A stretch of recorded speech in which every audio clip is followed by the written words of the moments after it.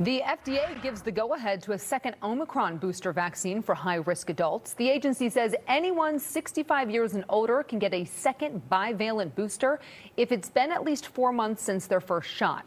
Those with weakened immune systems will only have to wait 2 months to get that second shot.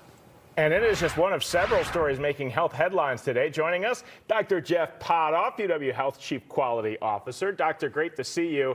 As first reported by us yesterday, most health systems here in the Milwaukee area have ditched their masking requirements. I know your health system still has one in place. If you were a patient in the Milwaukee area, would you still wear a mask? Yeah, I think it depends where in the hospital that you're going. And a lot of these hospitals that are ditching masking requirements, it's not like a unilateral, everywhere in the hospital masks are ditched. There still are high-risk areas where there's high-risk patients where we want to protect those patients. And I think that's what health systems have been doing over the last several weeks, is trying to thread the needle on, where does it make sense to allow masks to come off because the risk is low? And where do we need to keep those masks on, given some of the unique characteristics of the people who are in our buildings? Okay, call me crazy, but how do you figure out if you're in a high-risk area? Because when I go to the hospital, I start to assume everybody around me is sick with something. I mean, there's a reason they're in the hospital. So when do we know when we should be wearing a mask and when should we not? Like our doctor's offices, can we take the mask off there? I think a lot of your clinics will be maskless, but let's say you have a cancer clinic that all the patients coming in there on chemotherapy and they're immunosuppressed. It'd be hard to figure out who is and who isn't. So in those kind of situations, you're likely to be masked. Or in the hospital, let's say you're going to a transplant unit. Those patients are really susceptible to COVID.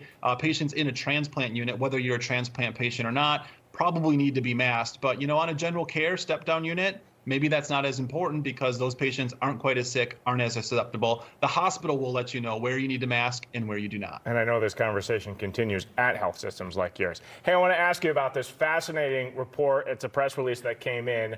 I mean, artificial intelligence seems to be taking over the world. Hospitals are no different. There is news this week. UW Health will be using AI to respond to patients.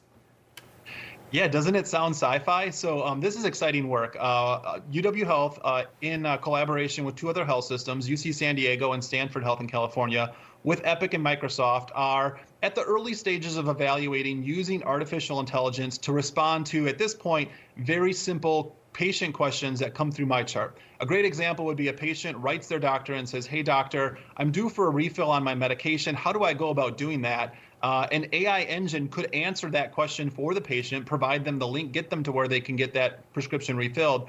At this point, it's not so automatic that no one would be reviewing that. Right now, a clinician, a provider of some sort, will be reviewing every response that the AI engine generates. But in the future, this could be a way to free up administrative time for physicians so they can spend more time with patients. That is fascinating, and it might be a little worrying. I love the feature that I can write into my doctor. I'm sure my doctor probably hates it, but when I write in, I assume my doctor is reading it. Is there a kind of a worry that the patient's assuming they're talking to a doctor when really the response might be coming from a computer or an artificial intelligence bot?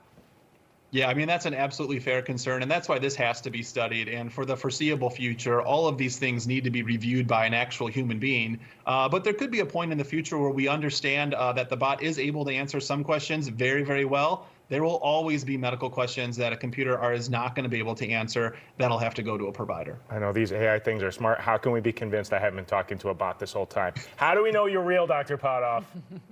Yeah, you'll never know. Yeah, we know you're real. Dr. Jeff Potoff from UW Health. Fascinating stuff. We appreciate your time. Thank you.